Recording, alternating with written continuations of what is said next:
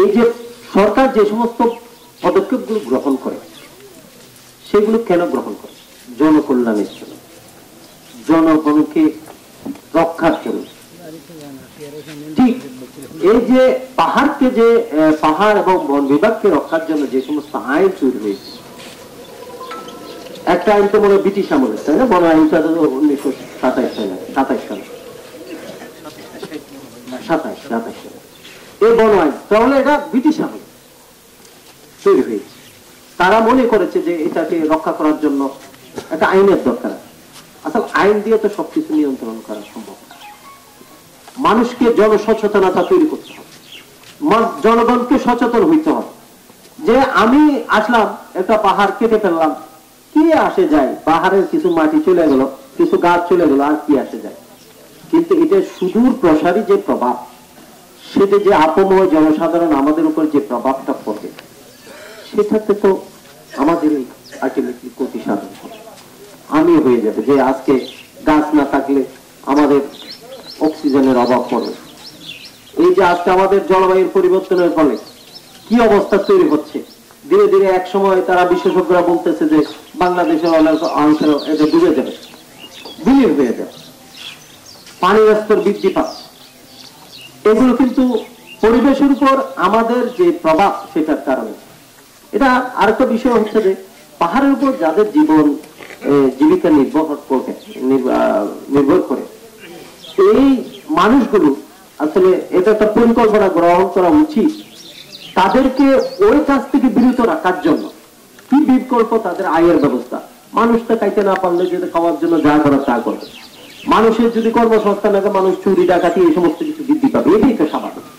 কিন্তু ওদেরকে যে পাহাড় থেকে ফিরিয়ে আসতে হবে, সেটার জন্য একটা বিকল্প ব্যবস্থা সরকার হয়তো আস্তে ধীরে ধীরে ধীরে করবে। নতুন সরকার যখন প্রয়োজনে অনুভব করবে যে না, এটা আমাদের করার প্রয়োজন, এটা করবে। আপনি যদি এখন গাছ কেটে অবৈধ যেগুলো নিষেধ আছে সেগুলো নিয়ে যান, আমি ওসি হিসেবে হতে আমাকে ধরতে হবে, বন কর্মকর্তা উনি ধরতে হবে, আপনাকে মামলা দিতে হবে। আপনি মনে কষ্ট হইলেন, আমি তো দুঃখে কষ্টে কি করবো, গাছটা কাটছি। আসলে বিষয়টা তা নয়। আপনাকে আইনটাকে মানার জন্য আইনটা তৈরি করা হবে। আসলে কিন্তু এই জায়গা দখলগুলো যারা প্রভাবশালী তারা বেশি করে, ওরা কইরা ওই যে গরিব অসহায় মানুষদেরকে আইনা বসায়, ওদেরকে হাতিয়ার হিসেবে দিয়েছে। এটা হচ্ছে মূল ভিত্তি। তো এখন ওইটা যখন বন কর্মকর্তারা যখন উদ্যোগ করতে যায়, তখন তাদের উপর আক্রমণ করে। এখানে অনেক গোলাগুলি পুলিশ করে, গুলি টুলিও করতে হয়েছে। এখন আপনি কেন হাতিয়ার হবেন? আপনি প্রভাবশালী লোকদের কেন হাতিয়ার হবেন? যারা যাইয়া বন দখল করে, বন কে গরিবরা করে না, গরিব সে অসহায় মানুষ সেখানে যায় না, সে আরেকজনের সেল্টার হিসেবে কাজ করে। আপনি এটা করবেন না, মামলা খাচ্ছেন। কিন্তু আপনি যে পিছনে আপনারা ঢুকে দিল, সে কিন্তু মামলা খায় না, কথা বুঝছেন? সে আল্লাহ দিলে বড় দরজা পর্যন্ত সব জায়গা থেকে কলকাঠি নাড়ার জন্য চিন্তা ভাবনা করে, টাকাটা পেয়ে যায়, সে মামলা কানা। তো সুতরাং আপনাদেরকে চিন্তা করতে হবে, আমি কাজটা আমি কারো হাতিয়ার হিসেবে ইউজ করবো না। বনে বিভাগ আসলে এটা আমরা কেন সরকার তৈরি করছে, সেটা দিয়ে আমাদের এই যে সম্পদটাকে আমরা রক্ষার জন্য আমরা দেশপ্রেমে উজ্জীবিত হয়ে আমাদের ওই কাজটাকে করতে হবে। আমরা আইনের প্রতি শ্রদ্ধাশীল হইতে হবে। এই যে আপনি যদি বলেন যে বন কর্মকর্তা আমার বন্ধা ধরলো, গাছটা ধরলো, আমি সারাদিনে কাটলাম, কেন ধরলো? উনি কিন্তু সরকার কিন্তু ওনাকে রাখা হয়েছে এটার জন্য, আমাকে বেতন দিচ্ছে সরকার এটার জন্য, আপনাকে বুঝতে হবে সেটা। তো এই আপনাদের এই পাহাড় আপনাদের জন্য। এখানে যদি উনি আজকে বদলে হয়ে গেছে, আমি যতটুকু জানি, উনি যদি বদলে হয়ে যায়, উনি চলে যাবে, উনি কি পাহাড়কে কাঁধে করে নিয়ে যাবে, গাছপালা নিয়ে যাবে না? সবকিছু নিয়ে যেতে পারবে। উনি চলে গেছে, ওনার দায়িত্ব শেষ। আমি চলে যাবো, চলে যাবে, সবাই এরকম। এখন কিন্তু আপনারা থেকে যাবেন, এখানে সমস্যাটা আপনাদের তৈরি হবে।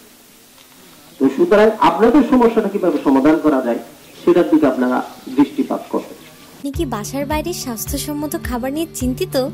তাহলে আপনার জন্যই নিয়ে এসেছে হোটেল দি রহিম স্বাস্থ্যসম্মত খাবারের নিশ্চয়তা।